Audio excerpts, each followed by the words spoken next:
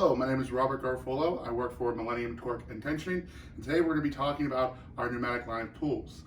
In front of me here is the MTT7, which is a 700 foot-pound tool.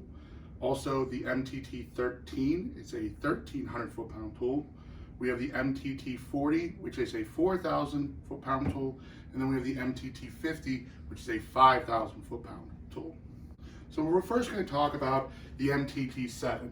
This is the smallest tool in our line. It's the one that goes from 31 foot-pounds to 700 foot-pounds.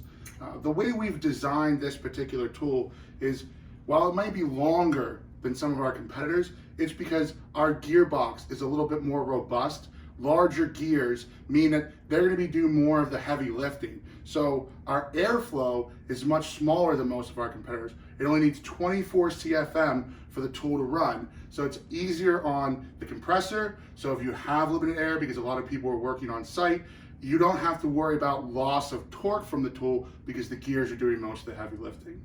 Now with our MTT13 tool, it's the same as the MTT7 in that the gears are doing the heavy lifting. Also, you'll notice on this tool that there's a switch here on the gearbox. What this is a 2-gear system.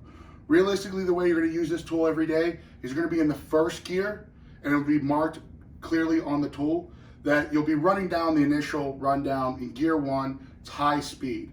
Then when you switch to gear 2, that's when you're going to be doing your final torques. So your third or your fourth pass with the tool, and also the final one as well.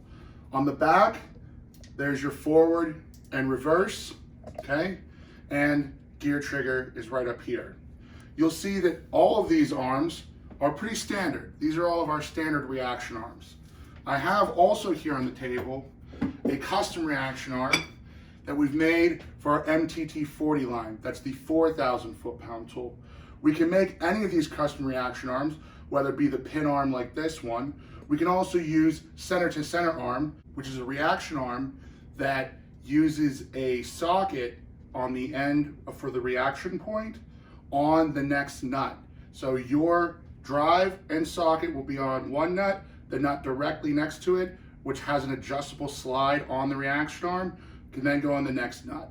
So in short, this is the perfect equipment that you would need for pneumatic purposes in all of your torquing requirements.